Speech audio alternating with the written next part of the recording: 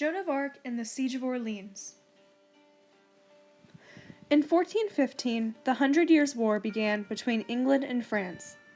England and France entered a crucial phase when the young King Henry V of England invaded France and won a series of battles against King Charles VI of France, including the Battle of Agincourt and the Battle of Shrewsbury. When King Henry V died in late August of 1422 from a rare disease called dysentery, the English and their French Burgundian allies had control of Aquitaine and most of northern France, including Paris and Reims. On the day of September 1st, 1422, the 9-month-old Henry VI became King of England. Just a month later, about 428 miles southeast of Monmouthshire, where King Henry V lived, King Charles VI caught malaria and passed away in Paris. To declare the King of France, the Treaty of Troyes was created. The Treaty of Troyes was an agreement between King Henry V of England and King Charles VI of France, which stated that King Henry V and his heirs would inherit the French crown upon the death of King Charles VI. So instead of Charles VII, Charles VI's son, rightfully taking the throne, Henry VI was coronated as not only the King of England, but also France. 4 years later, in Domremy, France, Joan of Arc began to see visions and hear voices of Christian saints at the age of 13. These visions told her to save France by expelling its enemies and install Charles VII as its rightful king. Joan of Arc was the daughter of Jacques d'Arc, a farmer from the village of Domremy-la-Pucelle. Although Joan wasn't taught to read or write, her mother Isabel d'Arc instilled in her a great love for the Catholic Church and its teachings. On May 13, 1428, Joan decided to listen and do something about her visions. So, she began a journey to her uncle's house, and from there, her uncle, Dorin L'Espoir, brought her to Vaucouleurs, which was a city in France, to inform the local commander of her visions and receive passage to the Dauphin's castle, which was Charles VII's castle. The captain of garrison did not believe her and sent her away. However, Joan returned to try again in January of 1429 at the age of 17. Impressed with her determination, Robert de Baudricourt allowed her passage to the Dauphin at Chinon. At this point, the French city of Orleans had already been under English siege for 4 months. Many courtiers of the castle of Chinon claimed that when Joan entered Charles VII's palace, Charles hid himself among members of the court, but Joan immediately picked him out and informed him of her divine mission. For several weeks later, Charles VII had Joan questioned by theologians at Poitiers, which was the capital of France at the time. After the questioning, the theologians concluded that Joan was sane. From there on, Charles VII decided that he would make use of her and sent her on a mission with a small army and the military captain Jean de Denoy. In March 1429, Joan of Arc, dressed in white armor and on horseback, set out to the English-controlled city of Orleans and arrived there on April 27, 1429. 2 days later, on April 29th, Joan sent some of her French soldiers to the western gate of Orleans to distract the English troops, while she entered the eastern gate unopposed. Joan proceeded through the city and brought greatly needed supplies and reinforcements to the citizens of Orleans.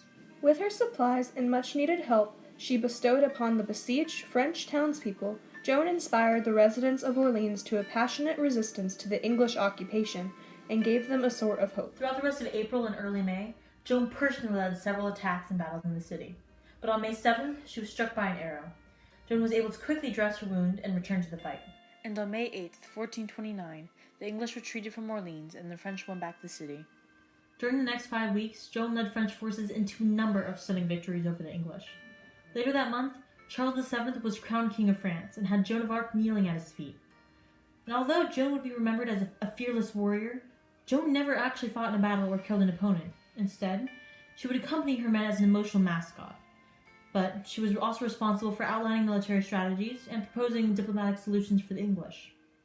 In May 1430, while leading another military expedition against the English occupiers of France, Burgundian soldiers captured Joan and she was tried for her heresy.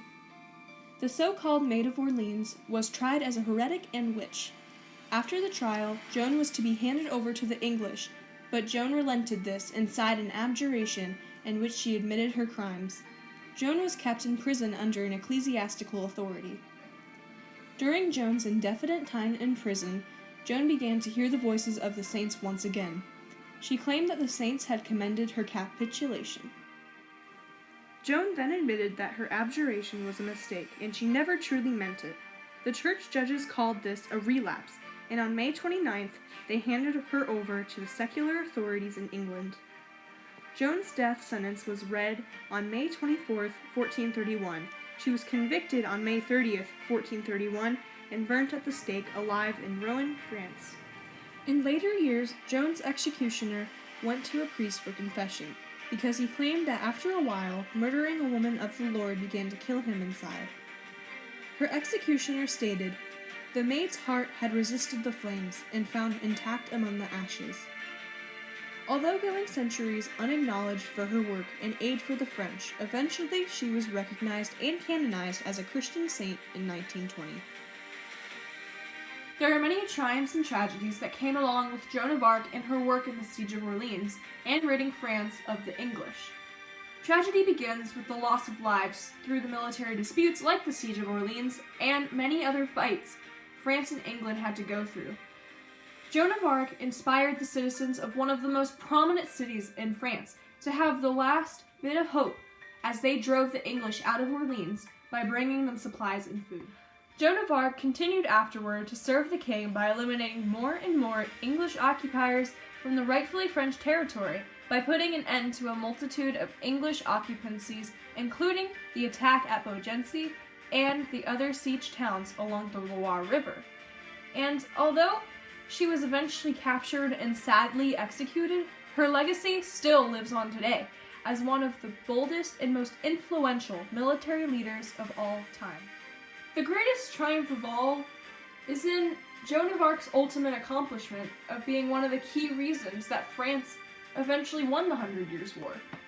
She was the reason Charles VII took the French throne from Henry VI and became Charles VII, King of France, which gave the power back to her home country and pushed the English back into their own.